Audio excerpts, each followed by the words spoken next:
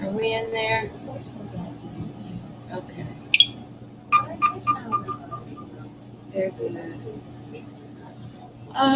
Is it comfortable temperature wise? It's not hot.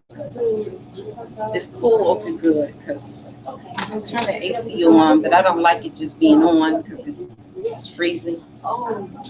So I turned it off.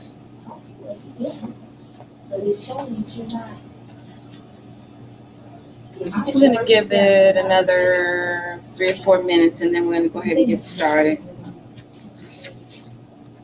And I guess as well, since we have two new faces, Samara and Alset, then I guess I can kind of give another brief little overview on the overall project.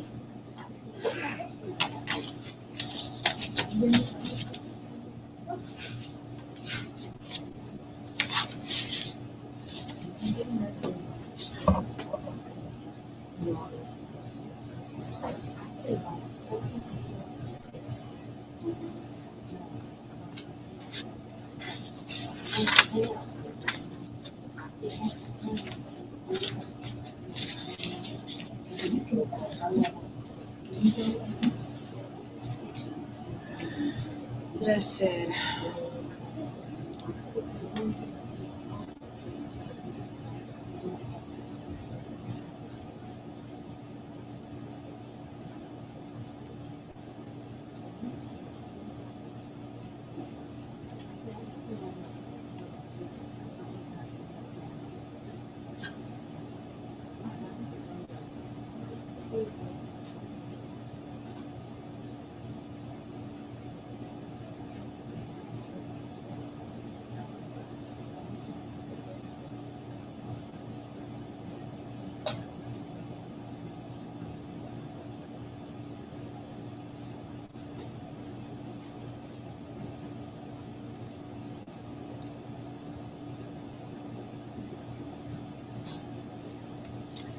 Okay, so we're going to go ahead and get started. And I'm just going to get started by, first of all, giving thanks for the Most High just kind of giving us very similar vision and understanding of the importance that it's kind of time for us to come together, merge forces. We're stronger together than we could ever be apart. And just giving thanks to the Most High for this day and this opportunity for us all to get together. Um, the Nile River Eco Village is going to be our sustainable community that we're working on building and manifesting. It's going to be a place where we will be able to reside, where we will be able to work, where we will be able to visit, where we will be able to teach as well as study, where we will be able to do our business, and be a community of like-minded individuals who basically want to create a place of peace and sustainability for ourselves. Um, the big picture of the eco village is very holistic. Our goal is to create a adult life sciences center where we teach classes, where we have community gatherings, where we have communal kitchen and dining hall, as well as living space for the core members of our group, the pioneers of our group, who are really going to be the ones to kind of push this into manifestation. And we're also going to have a wellness center, a K through 12 school for young people, an outdoor amphitheater, and concert center. We're also going to have uh, the Nile River Bathhouse and Spa. We're definitely thinking um, economically as well. We want to create a space where not only we will be able to do everything that we do, but where people on the outside can come in and see what we're doing and what we're all about, and see for themselves, what it's like to live kind of off the grid and in a peaceful, beautiful, nature-esque environment. We also want to, I'm going through my notes here. Will be, I said, a wellness center, bathhouse. We also want to have a youth house for our young people as well, where we'll have folks that facilitate activities for young people, a gaming room, theater room, animal farm, outdoor activities for young people.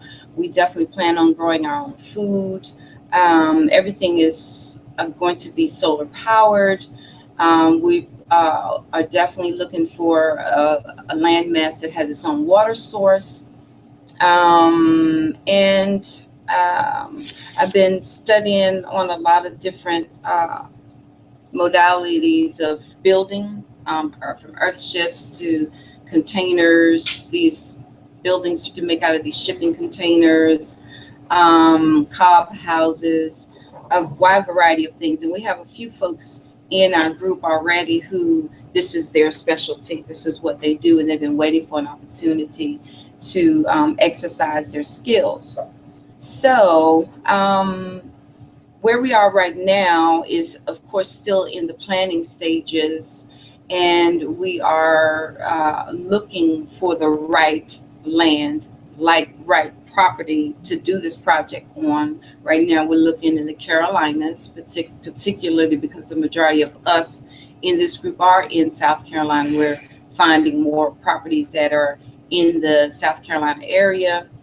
I did send an email to, this is just an update from our last session, the lady who has the 27 acres, have not gotten a response from her. And our questions to her were the asking for the address of the location, so that we can kind of get an aerial view, do whatever we need to do from the county recorder's office, so we can kind of map out the situation. We wanted to know if there's a water source there, things of that nature. I have not heard back from her, so we're going to just push through.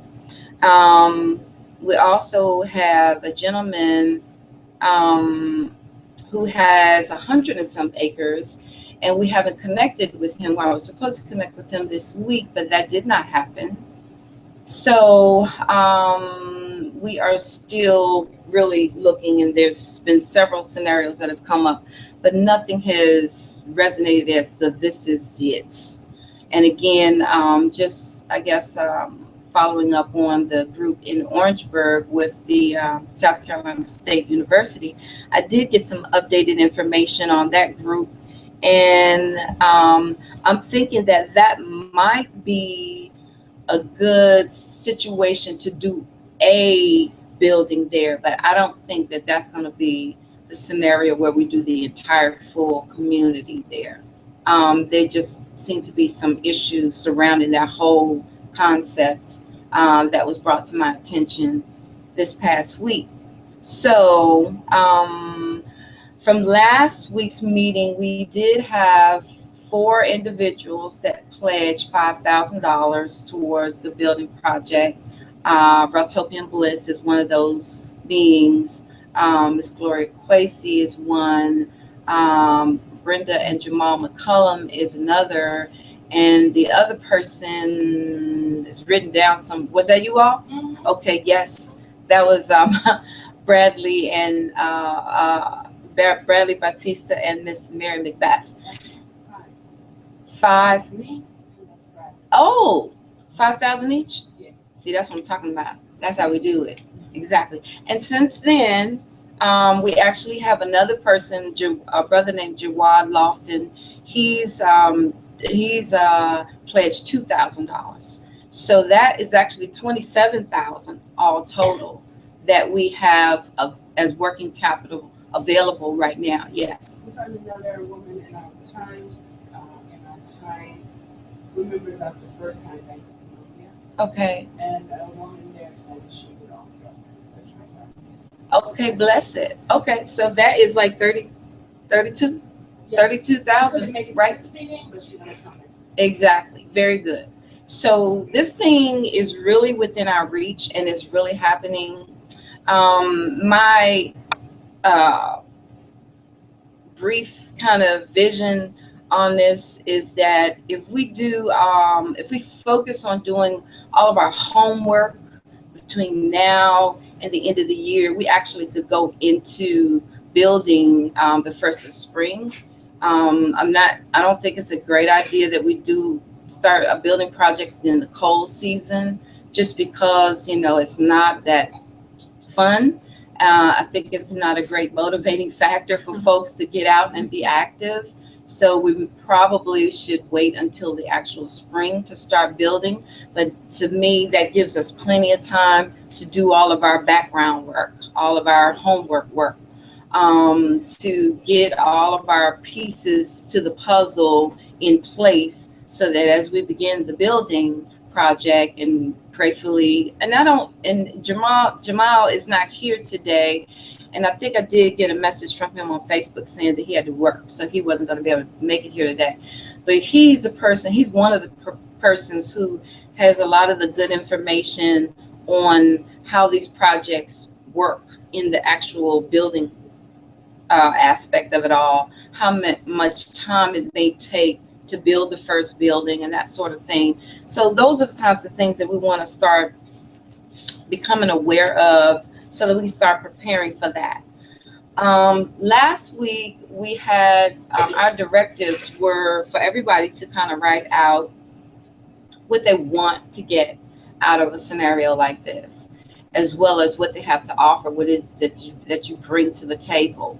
Um, and I guess maybe what I could do is kind of go through some of the classes that I know we want to teach at our Adult Life Sciences Center, just so you can kind of get an idea on what we're trying to create and where you might be able to see yourself fitting in. We definitely want to be classes in the following areas at the Nile River Life Sciences Center, which is going to be an adult education center for holistic living. So we have massage therapy, we have yoga, we have meditation, as well as meditation initiations. Like people who have never experienced meditation, then when they have their first session, that is really a form of initiation. And so we need people to kind of introduce other people to the power of meditation. We need people who are specialized in organic food growing, people who are specialized in permaculture, holistic parenting, martial arts, comedic spirituality, holistic parenting. Did I say that? I think I did. Tai Chi, Qigong, all of the energy arts, Reiki, kinesiology, which is a natural system of diagnosing what's going on inside the body, carpentry, iridology, midwifery, sewing, raw vegan culinary arts, herbology, metaphysics, holistic business principles, entrepreneurship, arts and culture, music therapy, jewelry making, and any other thing that you think of that fits into a holistic realm that would empower us with the ability to produce and create our own whatever it is we want and need. So these are the areas that our primary educational functions will kind of move through. And our wellness center, of course, we do want to deal with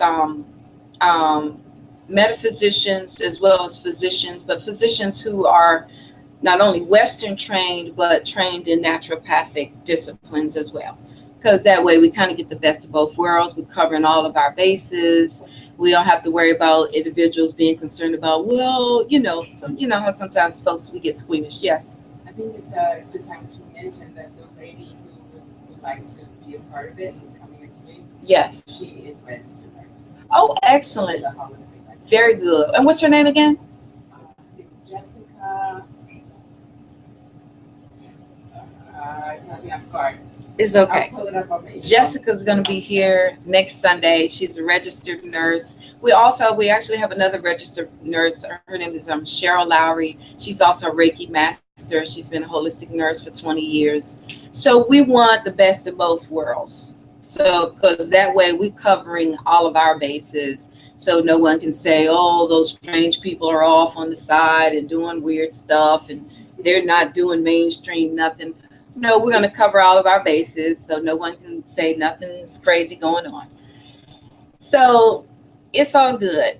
Also, we definitely want herbalists and pure nutritionists, and we want to utilize all of the naturopathic disciplines for wellness, from breath work, meditation, yoga. All of these things will be a part of our wellness center, as well as when folks, I guess, once we get our community up, once the first building is up, then our community is actually functioning at that point. For new individuals who are not necessarily a part of this portion of our community, being the pioneering portion of our community, as the new people begin to come, I feel that we need to have some form of orientation for them that allows them to get smoothly acclimated into the community, particularly those new individuals who want to become residents. Because again, we don't want to draw into our community any kind of energy that's going to create any kind of negative problems anywhere down the line. So by having some system of screening and orientation for new guests, and it could be, I would suggest, for a period of time where they actually get the opportunity to go through a detox, where they're introduced to meditation, where they're fed a good raw, vegan, organic, wholesome diet, that type of thing for a period of time, so we can just be clean as we move through this movement. That's the goal. Because some questions did arise over the last few sessions about how do we protect ourselves from people who want to come in, who have old world mindsets and things such as that. People will come, with fears and confusions and, whatever they may come with. And they may come because, they're fleeing some drama that's going on in the worldly vibration, because I get a feeling it's going to be quite a bit of that at some point real soon, especially with this new changing of the guard coming up. The election is coming up in January. Lots of financial things are going on, stirring about between now and January in particular. And some of these things it's suggested, are going to cause quite a bit of chaos for individuals who are not prepared. Now, I think for the most part, people who kind of move in the conscious realm are a little bit more prepared than those who are not, and are doing certain things to ensure that their lives are not as hectic and chaotic. However, we still want to make certain that we're doing everything within our power to ensure that everything is running smoothly and peacefully. So, and I think I mentioned this in the last session, that it's projected that there's really going to be some major shifting with the whole money system. And so if you have big monies in the banks, you probably need to kind of downsize that to just what's going to cover your bills and hold on to the rest until we get through whatever this thing is that's going to be happening with the money system. And I actually have talked to a couple of folks who are work for banks, and they said yes, that things are going to be happening, that they're not told exactly when, but things are definitely going to be shifting. So that, along with the fact that our food supply is really heavily contaminated, and they're spraying all this stuff in the air, and I'm told that it's a lot of aluminum. Aluminum has a natural affinity for the brain. Aluminum on the brain is going to equal to this Alzheimer's thing. And, they got all these movies out these days with all these zombies. This zombie thing is a big concept in American culture right now. And usually they're telling us what's going on through these films. So I'm not one of these people who is into the big shock and scare and conspiracy. I'm the person who looks at the evidence that's just in your face, and then I discern things from there.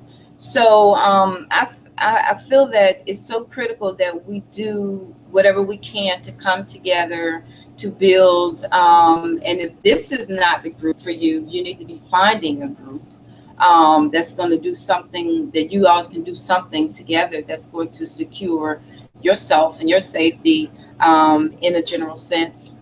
And one of the videos that I watched, also that was relative to this money shift thing, that said there's 5 places that you don't want to be when this money shift happens. One place is Europe, the second place is Israel, and the other 3 places are here in the United States. And that is going to be New York, DC, and Los Angeles. Those are the 3 places in the United States that no one wants to be when this so-called thing happens. This financial shift goes on, because those are probably going to be the areas that are the most chaotic. And so people in these chaotic areas are going to be scattering out, and they're going to be going where? Where everyone goes in America, south. No one moves from the south up north, very rarely. Maybe in another time area. This era that we're in right now, everybody is leaving the big cities and moving south. Okay, so, and it's because we have something that they want, and what it is it's less expensive here. It's less negative dramas here. Everybody got their issues. Yeah, we do. But it's not as hard as it is in some of these big cities where people are constantly on survival mode. They're very unfriendly. They're not communicating. It's just so much more volatility to negative experiences. Whereas in the South, people are a little bit more open. They're more friendly. They're more communicative. It's definitely less expensive. So we have something that I think is going to be a blessing for us, the fact that we are in the South. Then there's this environmental issues that's going on with the ice caps and this what they call north wind that are blowing this way. And the further below the equator we are, the safer we are from all of that. So again, going south is the way to go. Just to update us all once again, we are looking for properties in the Carolinas, in the Georgia, in the Florida maybe, and the place outside of the country that's been mentioned is Ecuador. Yes. So I would also suggest that everybody be getting passports. I was just suggested, just in a general sense, no matter what's going on in your life. If anything crazy happens and you're trying to get up out of here, if you don't have a passport, it's going to be that much harder for you. So, yes, ma'am. Not to mention that, the United States has reserved the right to block any American's passport they want, citing tax issues. Oh, say that again, please. The United States have now, they now have pushed for the law that they can stop you from leaving the country. Oh, wow. If you have any type of IRS issues. Oh, wow. That's interesting. Right now is also a time where anybody who has IRS issues. Yes. Anybody who has any kind of issues, really, we need to be relying on each other to resolve these issues. Yes. From my experience, from seeing my parents, I can say that middle to lower class Americans, okay, usually tend to pay the bill, foot the bill for everything in this country. Meaning, my father, if he owed a bill, that would just stress him out for weeks and months. And I would say, Dad, why are you stressed about it? Just call the people, tell them you can't pay this, and ask them to give you a better payment. Yes. And that kind of thought was outrageous to my father because he came from a hardworking background. Have been gaming this country have been set up for this type of mindset to prevail.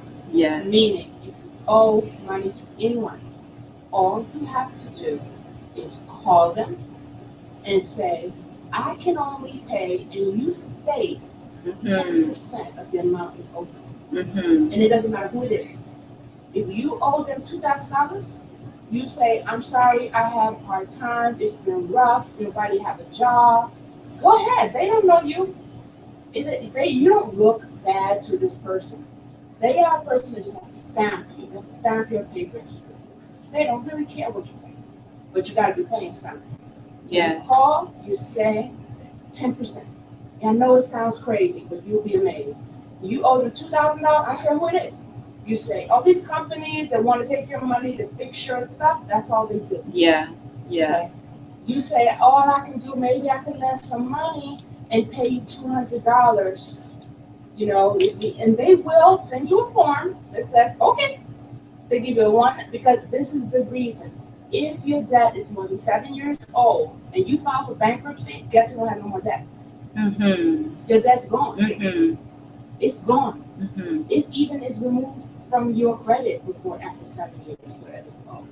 So if you at 6 years and 5 months and you want to get out of this country or you want to need that passport for that, just wait 7 more months and that's gone.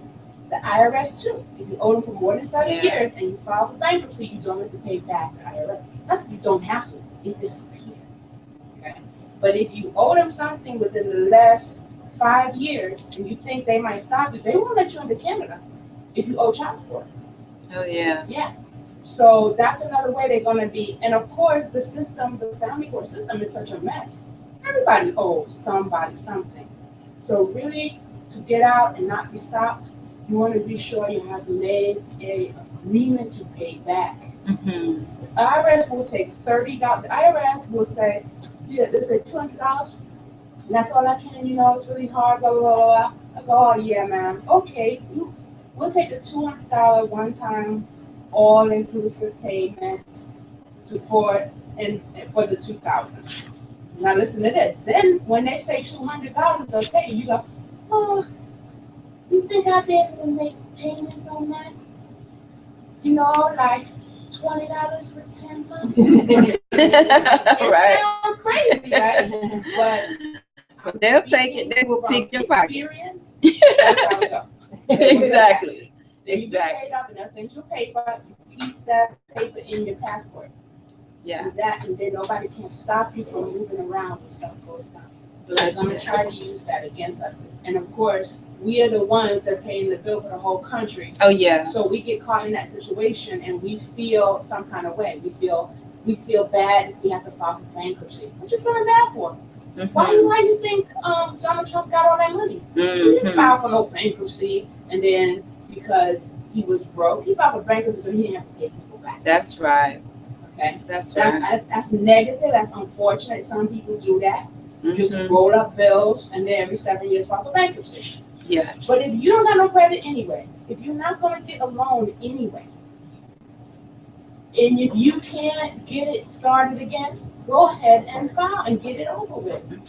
There's no judgment. Financial world people, they might judge you at church, but they don't know what you're going to that church for. People judging you on there. Okay? But the financial companies, they don't judge you that way. All they want to know is, do you owe or you don't owe? Is you going to pay? Is you not going to pay? Because the next thing America can do is they can introduce some kind of debtor's jail. And then we would really be in a mess. Because 75% of the country got bad credit. Yes, true. So clean up your finances. Clean Yeah. up right away. Put it on the table. Call the people. Get letters from these people that they will agree to take $20 a month from you until that. But first, make sure you offer them 10% of what you owe. They're gonna come back. And they're gonna say, oh no, we can't possibly take no $200, oh no, $2,000. How about you pay $400? They will take, anybody will take 40% on the dollar because they just write it off anyway. The money is virtual to them. They just write it off, so it's a loss. We lost the money that we owe to that person. Yeah. Therefore, we don't have to pay taxes to the U.S. government. And they just roll the money around like that. It's really messing with our lives. Yeah. Do not let them mess with your life like that. Yeah. Oh, I'm calling and telling myself, if I had that money, I'd have paid you already. I can, but you know what? I can pay you $200 right now. We call it a day. They're going to do that. Let's see. So to recap on everything that Ms. Mary Macbeth just shared is that basically if you have any kind, they have now put some kind of law into place that if you have any kind of issues with the IRS, they can stop you from getting a passport. So handle your business, make a deal, whatever you got to do. There's a wide array of remedies, from public remedies to what's called private remedies for those who know about that. But everybody needs to get a passport. Okay, so we also, from a business standpoint, are going to be building a Nile River marketplace where everybody who has their own business venture that they're wanting to bring to the table can function from there. Our goal with all of this is to make this community so sustainable that we don't have to pay anything to be there. What the property itself will take care of itself on so many levels. The avenues for income to come in will allow us the added finances that we need to keep certain things flowing. Basically, everybody will just have to function. You have to have a role that you function in that allows everything to keep moving through. We also want to have a variety of different gardens, flower gardens, of course, as well as the organic food growing gardens, but just meditative labyrinths on the outskirts of the property for meditational purposes, for security purposes as well as for opportunities where people may want to come and have events there, from weddings to family reunions to retreats. Our goal is that we build this community for our personal dwelling, also to invite others in. Those individuals may be paying for workshops, retreats, concerts, because we're going to also build a outdoor amphitheater and concert hall. So we will be having festivals and conferences throughout the year that will draw in revenue. And we talked also about creating a council, I guess an advisory council would be the best way to put it. I've been trying to find the right words for it, of individuals from within the group that will kind of, maybe different ones have different areas of expertise that will kind of manage certain aspects of what goes on. I guess I'm gonna ask you, do we have any questions at this point? Because I'm really kind of repeating a lot of the things that I've said over the last 3 sessions. And even though we do have some new faces, I wanted to give folks an opportunity to ask some questions, or even to give some comments or some feedback, or what are we thinking? What are we feeling?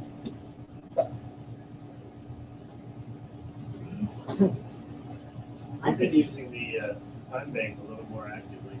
The time bank? Well, it's kind of a bartering service. Uh-huh. And one of the things that was really interesting was what she was talking about with finance. Is there is an accountant on there. Yeah. And when you join, you get 2 free hours. So you can call this guy up and talk to him for an hour. Oh, wow. Free. That's what I did yesterday. Oh, wow. I called him up and I said, okay, I know that the future gonna be different than the past. I would like to arrange for my finances to work this way. Yeah. And then he took an hour and explained to me what I had to do in order to set myself up to be a corporation of the style that I wanted to be that would uh, protect any assets, by, that would just make it ready to go into the future. Bless it. And that was great service. Mm-hmm. And then the lady, the nurse, we met her because we wanted her to come over and pet sit for us. Bless it. And lived out land in North Carolina. Awesome. So she came over to pet sit, and she turned out that she just is, really into holistic lifestyle. She was really into earthship. She was really, she said she couldn't decide whether to build a tiny house or to get a house here. Yeah. So we told her about the meeting, and she seemed relieved. She was a single woman, 27, Mm-hmm. and wanting to live off the land, but not really sure how to do that in a safe way. Yeah. Wanting to be in a community of people who were, without perversion. Yeah. Yeah. I don't know how a better way to say that. Yeah. Wanting to be in a love environment where she felt safe. Yes. So that's from the time bank. I'm gonna put the address of the time bank Okay. in the chat in case Yes. anyone wants to go there and sign up. It's a place where you change your services with other people. Yeah. And So it's just a straight barter system. of an hour. Okay. So it doesn't matter if you perform open heart surgery on me or if you mow my lawn. Okay. Everybody's time is worth an hour. Okay. The time bank system. Bless it. Interesting. Interesting. Really, really great. Bless it. We also did research on Yes. Ecuador and Panama, Mm-hmm. Costa Rica, and Belize. We looked at these places and the visa requirements to go into these places. Yeah. And Ecuador is farthest away. I mean, there is a barrier of Central America in the middle. Oh, wow. Panama. Yeah. There's a place in the middle. There's no way to come straight down to Ecuador on a boat. Yes. But Ecuador is the one place that did state that people could enter on a visa if they were giving service to a religious organization, a religious group, and that religious organization or group or founder or teacher, it would be given residency there as a permanent residency there. I see. In the goal to create a community of like-minded. The terminology was very, very favorable to like spiritual groups. To spiritual groups, yes. Okay. And to people then joining spiritual groups. Okay. Okay. That was that could have been worded in any way from interns, students, people coming to learn on spiritual. They're like a learning could be for 20 years, 5 years or whatever. Okay. So I thought that was really interesting to point out that they had that ability. And then Panama also was just a question of having a business entity there. But it seems to be that the spiritualist group already has an open door. It's kind of an open door policy. To something like the Nile River. And I'm thinking that might be one of the reasons, because one of my spiritual advisors, that's what he had suggested. He's been advocating for, if folks are going to leave the United States, Ecuador would be a good place to go. And he is a founder of a spiritual movement, so that definitely would fit with him in that group, and so it would fit with us, I see. So that's a good thing. How far did you say? Ecuador is far.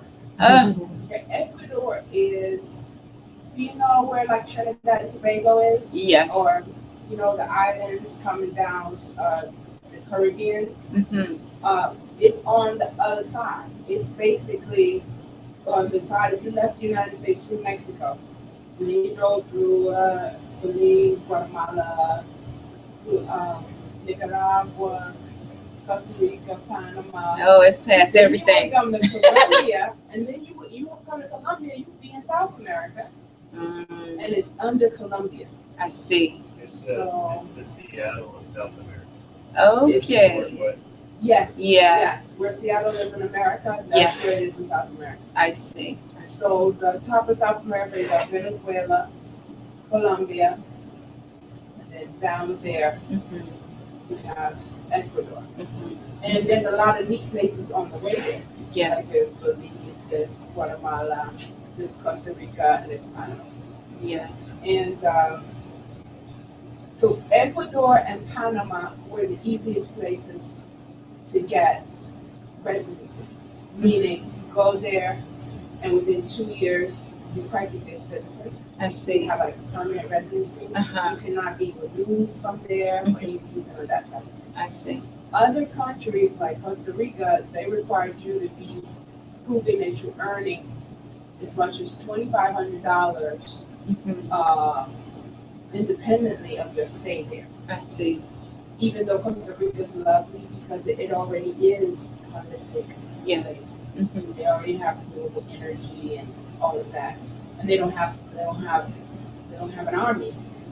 So there aren't people with machine guns walking around like it is in Nicaragua. Right. You know? And they haven't been the. Can I ask if you will come over here? I'm kind of concerned about the sound quality. Well, so yeah, and I'd rather you share from up here.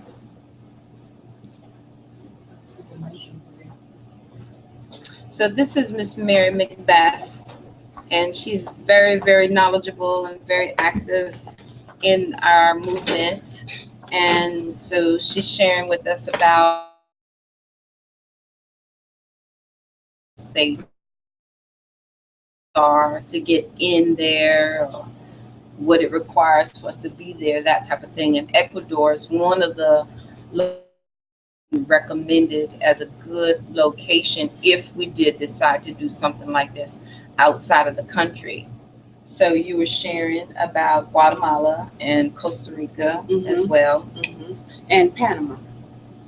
And I was saying that Ecuador is the best place for every reason if we can accept the total distance that it represents. Yes. It's all the places along the coast from Mexico down through Central America, Belize, Guatemala. And what's interesting is basically all these places are south of Jamaica. Panama, Costa Rica, Nicaragua, Belize, Guatemala, Belize. They're right below Jamaica, and they're populated by Jamaican descendants. They're populated by the descendants of maroon Oh, peoples. wow. Yeah. So English is the language along that inner coast. That whole basin under New Orleans, under Texas, Yes. all the way down. So they're in Central America. They speak some Spanish, but English is the first language, and they are people of the diaspora living there. So it's a beautiful vibe in these places. Yes. It's a very Irie vibe in these places. Yes. Also very educated. Hotels are owned by Black people. These places are holistic places. It's like another universe where you got a twin and I got a twin. And then it's further south. yeah. Oh, it's further way past the equator. So that definitely is an attractive aspect with just all the environmental changes and shifts that are going on as well. And I think this next quarter that we're about to go into is going to just say a lot about how we move forward. It's going to set another kind of a tone. We're going to know I think some major things are going to be revealed, and then how people respond to that is going to kind of determine how we move through all of this. And I really hope and pray that it be a smoother transition than I think the system may want it to be. I think the theories are that the system kind of wants the people to get out of whack to a certain degree so that they can outwardly institute martial law. Because really, if you really understand the law, we really already are under They're already martial law. doing that. They're not dealing with constitutional law. When you go into the courtrooms, you see the flags with the fringes. That's military law. All of that. We're already under martial law. But it just has not been declared and out in the open. Absolutely. But the with all the shifts that are going on, the chances are strong that the general masses who kind of live in accordance with the mainstream are going to be the ones who have the hardest time adjusting to the differences. And folks who are a little bit more conscious and, kind of live on a higher vibration, we're definitely, I think, going to feel it, but it's not going to be as bad. But then we're all connected to so many people who are going to be struggling through it. So then it's going to be a thing of where are your priorities? Do we love the truth more, or do we love the flesh of our families and things like that, who might be caught up in stuff more? And it's going to be about what are you going to do? Because ultimately, we can only stand for ourselves as individuals. I mean, as it relates to children, that's kind of a different scenario. But as adults, everybody has to, we're all here paying karmic debts and living out our destinies. And it's just really challenging. It is. It's really challenging right now. And this is why it's really so critical that we do this, that we really come together and bring ourselves together. And I'm excited at the fact that just since our last meeting, where we really had, I guess, $25,000 that was pledged, and now we have $32,000 that has been pledged towards this project.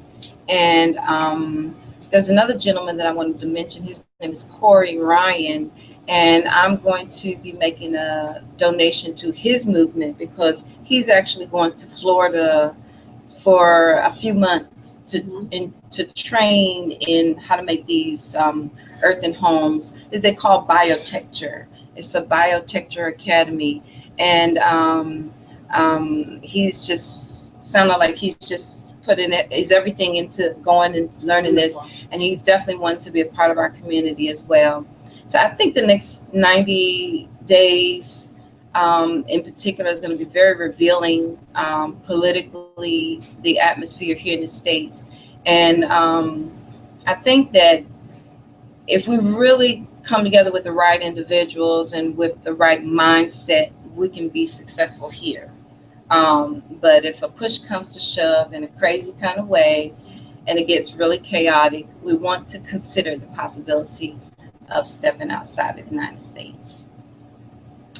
So, Or at least, I would like to add to that what you're saying. I mean, understand that in these societies that people called third world previously, first of all, a lot of us have relatives there already. Yeah. I have a lot of relatives in Trinidad and Tobago. I am also a citizen of Trinidad and Tobago. These family members already know how to live without money. They already know how to live without unlimited electricity.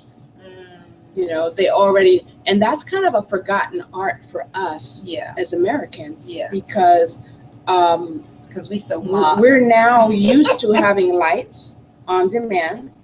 We're now used to having water on demand and not having to go and get some or go and get lights. That it has gotten us sort of, these beautiful luxuries have also become a kind of a beautiful cage for us. Yeah. Because now the very thought for some people of having to turn off your lights for 2 hours a day so that everyone in their village can have lights. Yeah. We would not do that. I can't see us doing that voluntarily. Mm-hmm. So in these countries, obviously they haven't seen anyone doing it voluntarily either, because the government shuts off the lights for 2 hours. Yeah. And you're already prepared for that. You're Yeah. already prepared for, the human being can get used to Oh yeah. any sort of thing. Oh yeah. So I think that even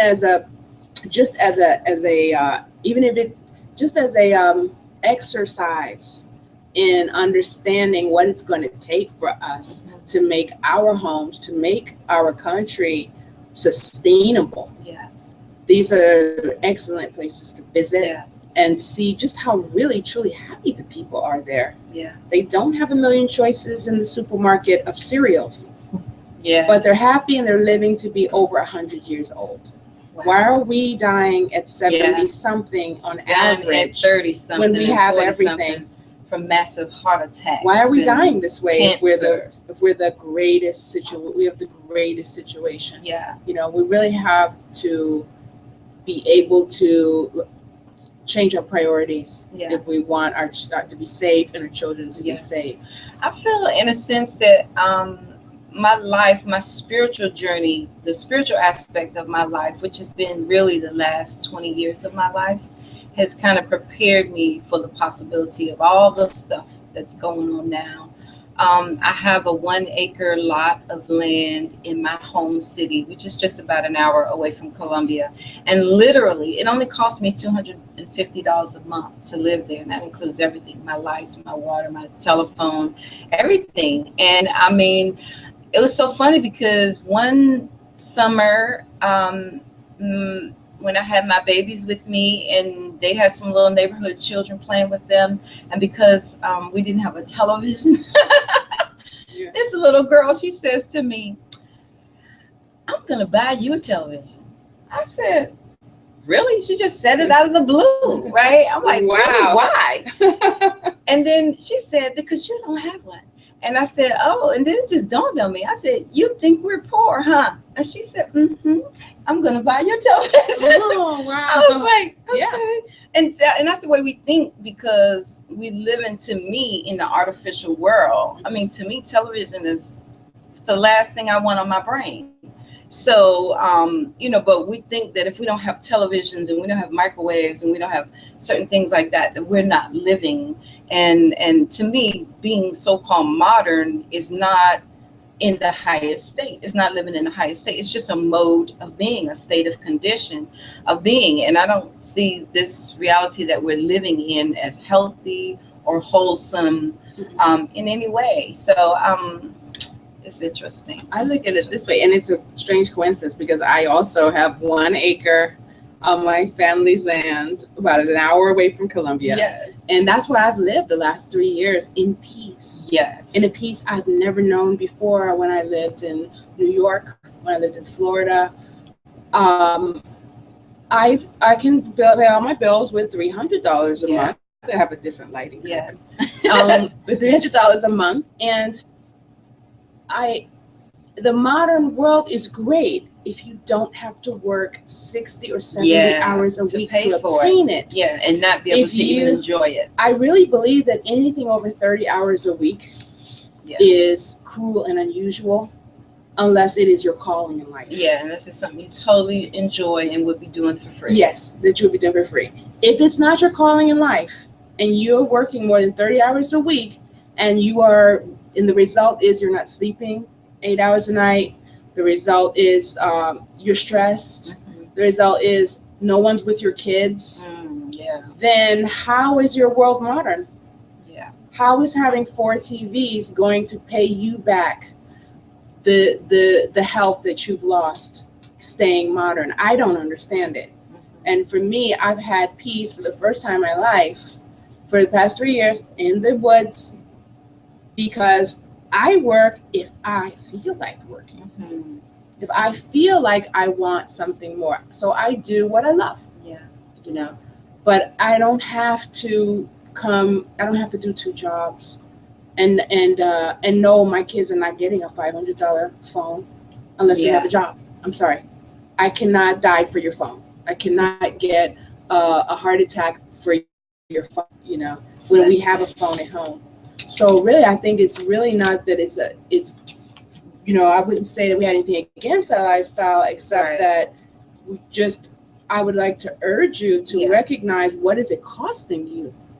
What is it costing you? And if it's costing you that one parent can't be at home to greet your children when they come from school, then perhaps you and really reevaluate your priorities, because you're not going to get there's no one there with a prize for you. You're not going to get Social Security. I'm sorry. Yeah, I'm sorry. I kind of have given up on that And the money for ideology. that. I don't believe that I'm going to get Social Security. Yeah, I'm not even counting. To me, it's a non-factor in my reality, because I honestly I feel like it's not something that I even want. Just because I feel like that is something old world for me. And everybody has to make their own choices. I'm just going to share our mission with this project. We are building a sustainable community and eco village to create a stress-free environment where ones can cultivate wellness and balance within their own being, so to create greater peace on earth. We do so through collective work and economics, purposeful living, financial freedom, wellness workshops, retreats, classes, seminars, lectures, festivals, arts, culture, and community gatherings that support the concept of self-sustainable, eco-friendly, green living, good for the planet and good for humanity. So I think what I would like for us to do this week, as we move to the next level, is I'm going to send out some videos that I've been coming across to everybody. And as well, I did try to get in contact with some of these other eco villages that I tried to make an arrangement for us to kind of have some kind of communication here. And I'm still in the process of that, but I'm hoping next Sunday we'll be able to do that, where we can patch in one of the maybe one or two of the groups that already have eco villages. One is in Arizona, and the other one is in I wrote it down, but I don't have it in my face right now. But that's the goal. We want to see how other people have built their villages up, what challenges they've experienced, what have they done that's worked really well, so we can, learn from some of their experiences.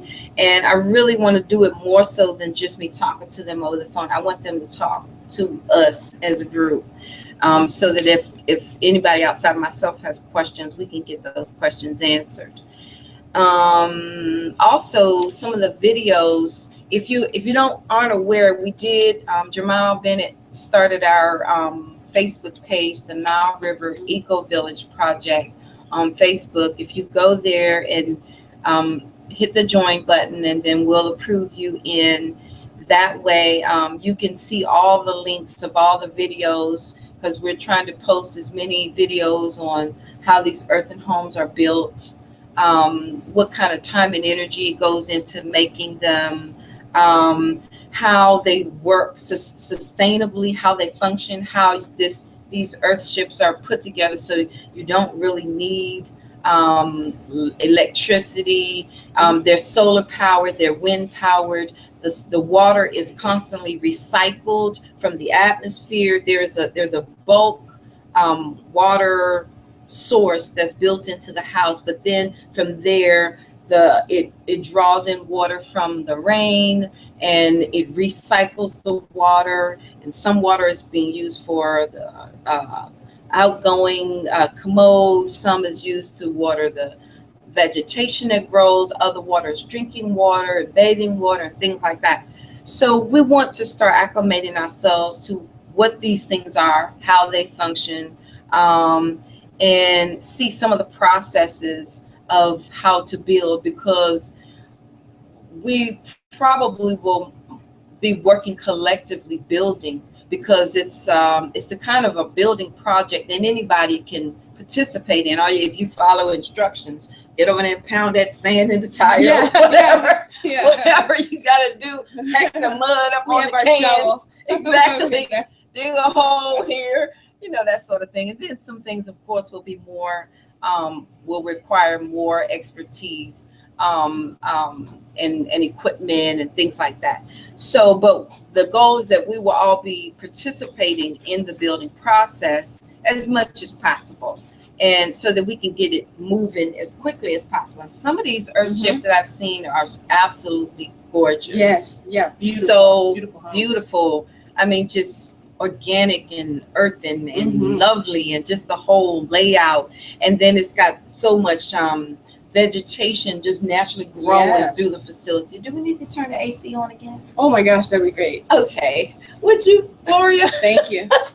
Yeah, I'm not a heavy duty AC person, but it does get a little warm. I would love to mention that today, this type of technology makes it possible for us, for little money, to have a lifestyle that millionaires, stars, Yes. famous people are paying for Yeah. already. Yes. When we have a choice of choosing between a Energy Star washing machine and a regular washing machine, and the Yes. Energy Star costs so much more, that's because that Energy Star appliance or home now Mhm. is actually saving. It's actually doing everything our conventional homes have done, but with as much as with a lot less energy, which means your light bill is lower, your footprint, the damage you're causing to your water sources, to your communities is lower. So rather than us paying all of this money to have this hip new Energy Star homes, we're actually proposing to build the house the right way. Yes. The how can I say, the way that these are technologies put together with building practices from time immemorial. Exactly. Mud homes Yes. that keep it cool, Yes. keep it warm. So Yeah. really, it's just a beautiful blend Mhm. of, you see how an Eskimo lives, Yes. and you're like, And they the live in a igloo. house full of ice. Yeah. And the Mayans, the way they built the homes in Yeah. the hills, in the mountains, out of the earth, and it's just so beautiful, Yeah. really. And I'm so excited about it, and looking forward to all the possibilities. Yes. Yeah, me too. Definitely. So we're good? I think so. Anything else? I'm good. Okay. All right. All righty. Blessed. Any questions at this time? Any comments? Any feelings? Any ideas?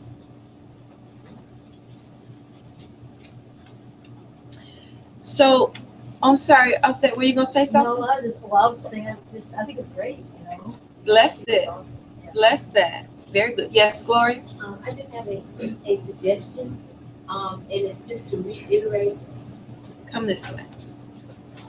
This is Miss Gloria Quasey. Yes, come on.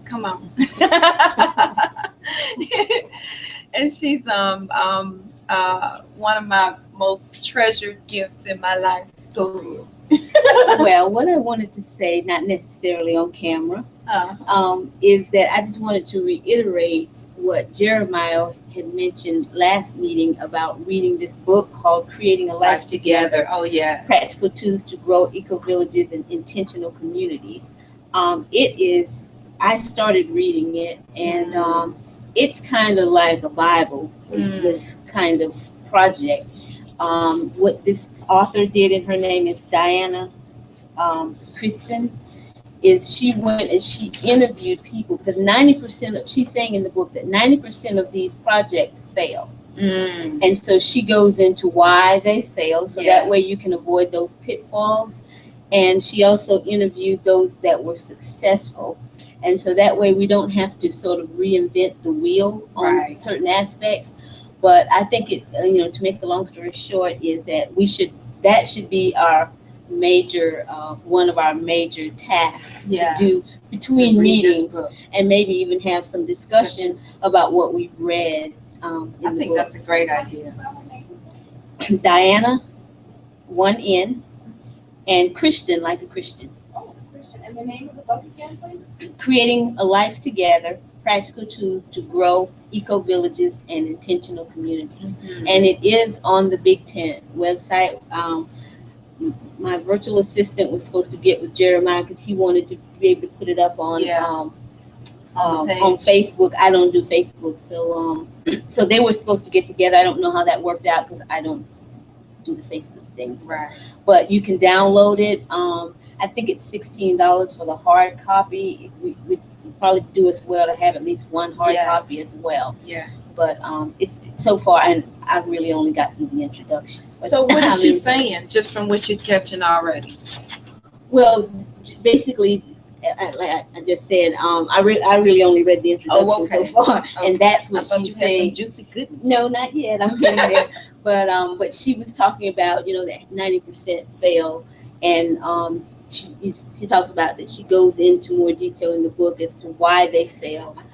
I think it might be, my guess might be attitudes. People having Yeah. different ideas, different ideologies. Right. Yeah. And Yeah. attitudes. Yeah. And so how we handle that. right. And in the book, she and I looked through the table of contents. Is that you need to understand what it is you're getting into before you step out that way, and understand how communal living, how it works, because it is not for everybody. Right. So you just want to make sure. And again, I recommend Bless reading the it. book. That's my goal. It's Yeah. 220 some pages total, so It's an easy read, actually. it is. It really is. So yeah, I thrive on communal everything. That's just me. I don't know why. I think that's just the way I'm put together. My home that I spoke of earlier, I allowed to function as a communal space for several years. And I think at one time there was 2 couples, myself, another gentleman, and a few other ladies that would come periodically and stay. And it was a great experience for the most part. We did have one individual who brought lots of stress and drama. But other than that, it was really a great experience. We did everything pretty much together. Everybody still had their own unique everything. But we kind of had a way our day was structured, and because we agreed on that, So we had yoga in the morning, meditation. We had spiritual reading. We had organic food growing. We had raw foods going on pretty much all day long. And then in the evening, we had a series of classes that everybody would teach different things. One guy spoke Spanish. He was teaching us Spanish. One other guy, he was a carpenter, so he was having us building stuff. Another guy was a lawyer, so he was teaching us law. It was just really, I felt it was a really good experience. But things changed, and folks moved on, and that's fine, because that's how life is. Yeah. And we would have to structure this in such a way that people they do have a way out. Yes, definitely. Part of the legality is. Right. Bless it. Very good. Thanks for sharing that. Yes. So we all need to get that book. Creating a Life Together, Practical Tools to Grow Eco-Villages and Intentional Communities by Diana Christian. Exactly. And he said that book is found on Big Tent. BigTent.com. You can download it, and it's $16 for the book. Excellent. Very good. Very good. And so yes, I think we're kind of winding down a little bit, and so I think so this week again, I want us to make certain that we check the page on Facebook, Nile River Eco Village Project, because we'll be posting videos of some of these processes on how to build these buildings. And so we can see what it is and see how these buildings work and how they function and that sort of thing.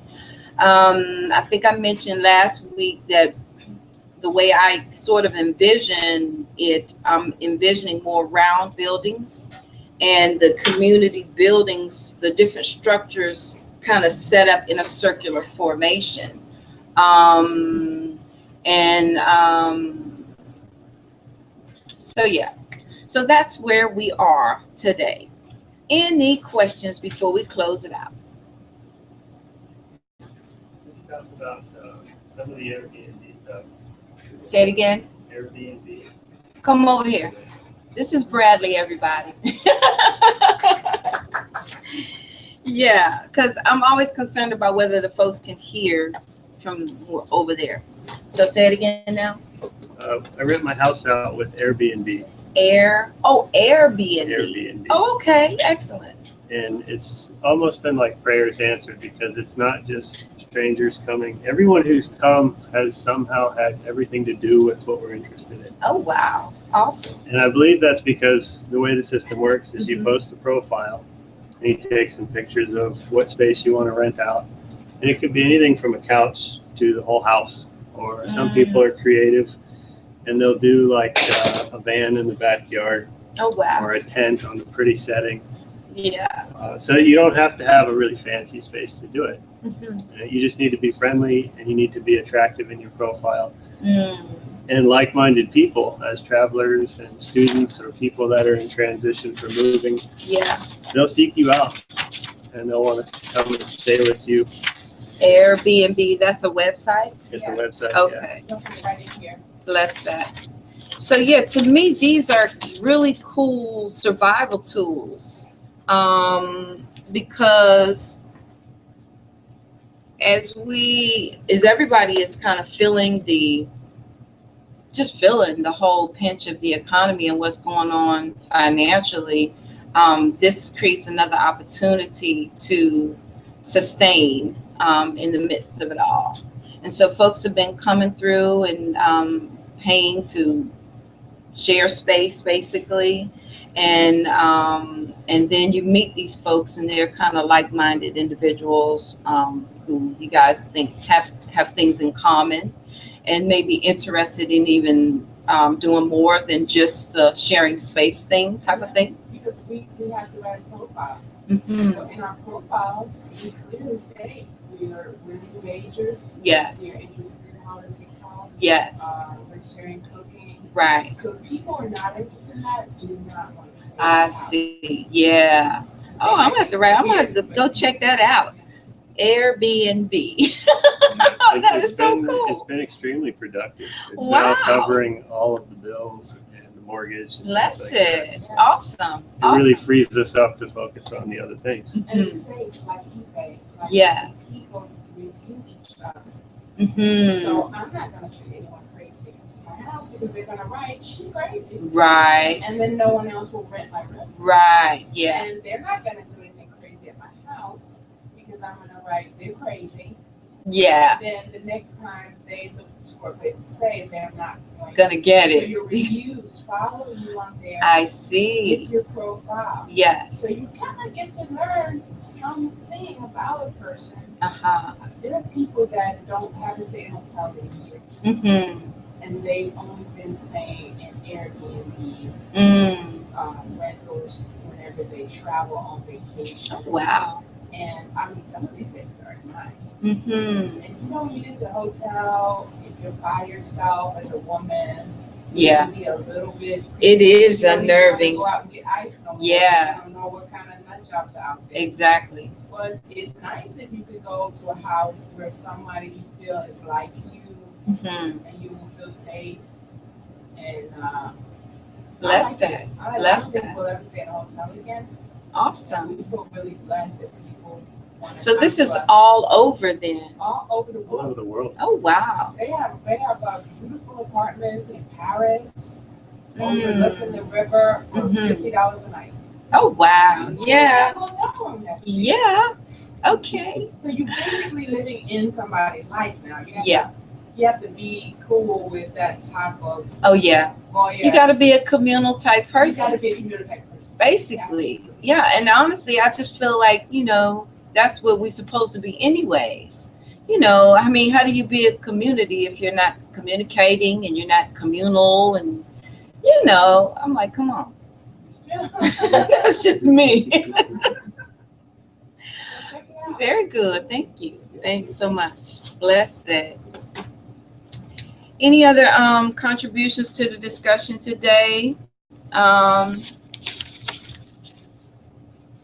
What's going on in Memphis, Miss Offset? Oh, Memphis is just a lot of what's going on in Memphis.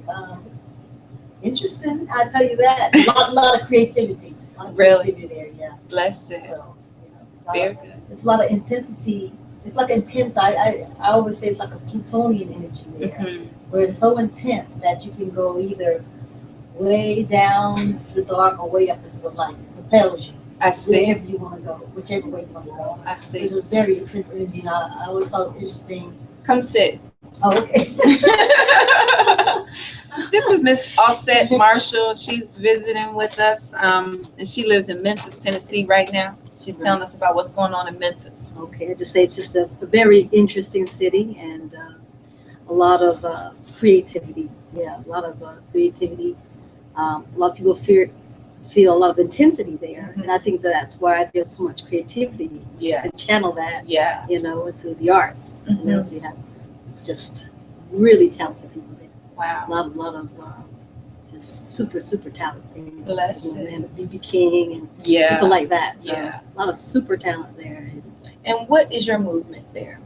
What do I do there? Yeah. Well, I'm into natural health, natural living, and just really just trying to find out how to do that and who to do that with. With. Exactly. Yeah. Just Bless it. really still finding my way. Yeah. Bless You still working with the sister who's got the raw foods place down there? No, I'm not. No, Okay. I'm not. Yeah. Because, you know, sometimes with your vision as it evolves and you embody your vision more, sometimes you can't always move forward with that person that you're with, or maybe you're Yeah. separated for just a time. Right. So right now, just trying to find out exactly how I'm moving forward. Bless that. Very good. Very good. Anything else? Well, I just wish all of you well in this project. I don't know what my part will be, if any, but I just think it's really awesome. So, Bless it. I'm looking to be with people that are doing this type of thing and in this type Yes. of mindset. So Yeah. I think it's really awesome. Bless that. Very good. Thank you. Thank you. Thanks for sharing. Also, we have Miss Tammy Sherman, Tamara Sherman. Sherman. I'm messing your names together. Come up here and share a little bit with us. You don't want to? You don't have to if you don't want to. It's okay. Well, I'll tell you about her anyways. She and her mom are one of our clients here at Ratopian Bliss, and they're very interested in being franchise partners with us. And they're in Sumter, and they're doing really great things over there, trying to keep folks healthy and do some good stuff and everything. So she's a little shy, but it's okay. It's her first time. Hopefully she'll come and hang out with us again on this Sunday when we're building on our eco village. So it's good. It's good. So with everything that we shared today, we want to spend this next week making certain that we do tap into the Facebook page. We are definitely looking for more land opportunities. If you know landowners in the Carolinas, I do that. you do? Yeah, my stepfather, he has. You want to come over here and talk about it? She don't want to. Why you don't want to? Come on. They can't hear you from way over there. Okay. She was going to say it, then I'm going to repeat it. Go ahead. My stepfather has, I think like 28 acres. Okay. There's a road that goes through it. It's just the way it sits. It sits on like two sides of the road. I see. And but he farms on like a very small portion of Uh-huh. it. He grows his own food. Uh-huh. But I mean, I would say he probably is using maybe 1 acre Oh, wow. of it, so he doesn't do anything with I the rest see. of it. So I was telling my mom that I was coming to this meeting and Yeah. ask him if he'd be Yes. interested in it. Is this property in Sumter? It's in Marion. Marion? How Mhm. far is Marion? It's It's a little past Florence, Okay. so it's down 20. It's Oh, between okay. like Florence and Myrtle Beach. Oh, okay. So it's near the Florence Myrtle Beach area, and this is like 28 acres of land. And then that 28 range, 25, 28, 30 acre range really is the minimum type of range that we're looking for. Yes, ma'am. Marion County would be an awesome county for something like this because they're one of those counties that's dying, Mm-hmm. and they need something to boost their economy. Oh, to wow. boost the area. I see. They're an old tobacco county. Okay. And when tobacco was no longer cool, Yeah. they just and all the industries went. Yes. They after tobacco it was industry. Right. Textile, and after that went Mhm. overseas. Marion's just I see. I see. Marion and Dillon, all of yeah, that. Oh, yeah. Okay. Bless that. Very good.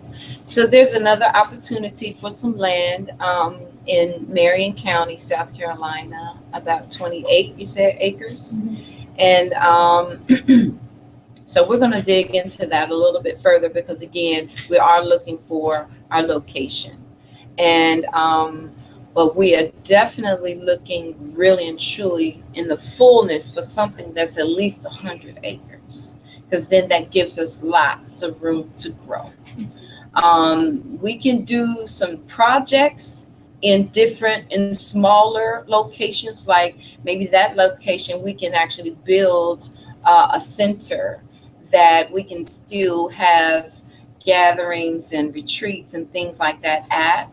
And we're really looking more for land property owners that are interested in this project, not just somebody who wants to sell their property. You know, we're not opposed to that, but we're more looking in the line of someone who is a landowner who wants to be a part of a project like this. So that's that. We right now have $32,000 pledged towards this project.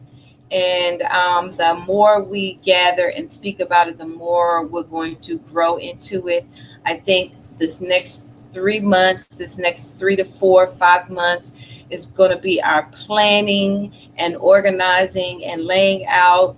We're going to be getting into an actual plan, an actual layout of the buildings and the structure. We really, of course, would like to have a landmass secured first so we can make certain that, you know, the land will allow us to do things the way we envision it. But in any case, we do want to have something to focus on, a focal point that is going to allow us to hold the vision so that we can stay motivated and keep the movement moving, and so we can make this manifest. And then, like I said, we will more than likely, after the cold season is clear and the spring comes in, we'll start our actual building at that time. I have every ounce of faith and trust that this is a project that is definitely going to be manifesting. No, it's not for everybody, but everybody is not part of this. It is definitely for like-minded individuals, and that's the main thing for me. Everybody doesn't have to be living the same spiritual system. Everybody doesn't have to do the same exact thing all the time or anything like that. But we do have to share the same core vision and core values. And we have to have respect for our unique differences. That's the bottom line. So we are going to push forward in our next week. Next Sunday, we're hoping to have at least 2 other eco villages that have succeeded as guests here with us. We're going to stream them in on through Skype or something so that they can share with us as a group what has worked for them, what has been challenging for them, so that we can start anticipating things, so that we can start seeing what we are going to have to do to make this thing happen. And if you know somebody who's got some land, send us an email, send me an inbox on Facebook, text me, tell me something. If you want to make a pledge of whatever amount, let us know. If you don't have money, but you have time, energy, services, commitment, let us know. We're wanting to add those that want to be added into our community as we go. Let us know, keep us posted. You can always inbox us on Facebook at the Nile River Eco Village Project. We thank you for tuning in, watching, being interested, and hopefully a part of this community as we continue to grow. We thank you. Have a great rest of your week, and we'll see you next Sunday. Blessings.